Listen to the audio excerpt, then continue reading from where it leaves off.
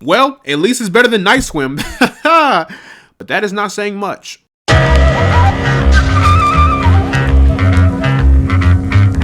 So Imaginary is the latest horror film from the M. Night Shyamalan of horror movies, Blumhouse. The film is directed by Jeff Wadlow, and it stars DeWanda Wise, Piper Braun, Tom Payne, Tegan Burns, and Betty Buckley. So the movie is about a woman named Jessica who moves back into her childhood home with her family. Her youngest stepdaughter, Alice, finds a stuffed bear named Chauncey. As Alice's behavior becomes more and more concerning, Jessica intervenes only to realize that Chauncey is much more than she believed him to be. I, for one, may be in the minority here, but when I first saw that trailer for Imaginary, I got a little excited, and to be honest, I kind of was looking forward to this movie. And after watching it, I was disappointed. And it's such a shame because I saw the potential that this movie had. For a movie like Imaginary, maybe having 3 different writers was not the best idea. And that is not to say that the writers are not talented. Oh no.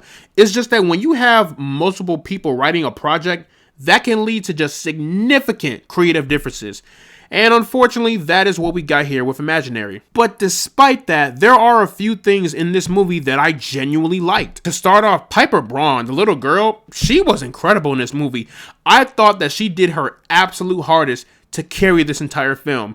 Now, all around, the acting in the movie is fine, don't get me wrong. But with Piper, given how the movie essentially half the time revolves around her, she has to shine in every scene that she's in. I thought Piper did a great job at showing the audience the innocence and the bright and imaginative world through the eyes of a child, while also showing true fear at the same time. As far as the main lead, she was cool, but I feel like there is more to her story, and I wish the movie had given us a bit more. I feel like we only saw the surface level of Jessica, and I wanted to see more of that. But as a character, Jessica, she's fine.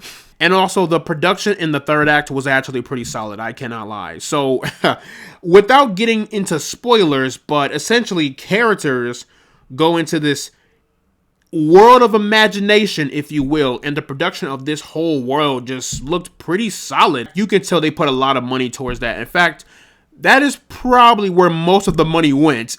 And yeah, I can't lie, it looked pretty damn cool. There is one plot twist near the end of the third act that I actually did like. In fact, with that plot twist, I thought the movie was going to end there.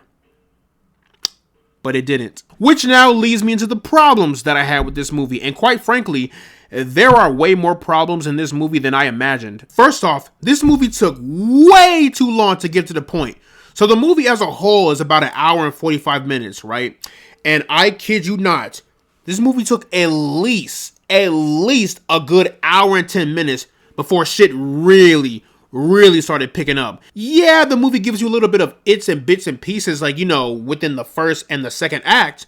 But dude, that pacing was atrocious. I am sorry. Listen, I like slow burns, don't get me wrong, y'all, but when it comes to like PG-13 horror films that teenagers will like, it should not take this long to get to the point. And by the time the movie does get to the point, the movie does this big ass exposition dump on the audience where it's like they're just cramming so much information in your face and you're just sitting there like, whoa, wait a minute. Why couldn't some of this information be more scattered out before we hit the climax? Because now you're just dropping shit on the audience and that can be very overwhelming. And that whole third act, listen, that third act really showed where all the creative differences came out. There were 2 ways this movie could have went. The movie could have been either a psychological thriller where it's about this woman going down this insane downward spiral into insanity, or you could have this giant teddy bear monster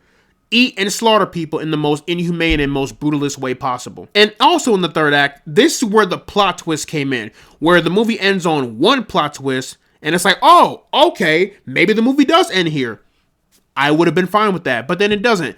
And the true ending is kind of like, okay, I see what y'all doing. I don't know, man. This movie was trying way too hard to be clever, and you end up just biting your own tail in the end. And the jump scares in here, they're pretty bad. They're pretty bad. But I won't lie, there are at most 2 good jump scares in the whole movie. And those 2 jump scares, they actually did get me. I cannot lie. But for the rest of them, no. I will say this. I do appreciate the film for tackling the subject matter of confronting childhood trauma and repressed memories. I won't lie. I do appreciate them tackling that theme and putting out that message where it is important for us as people to confront our trauma and to overcome that in a more healthy manner. But as far as how they tried to wove that theme into the movie, as far as like, you know, Chauncey and whatnot,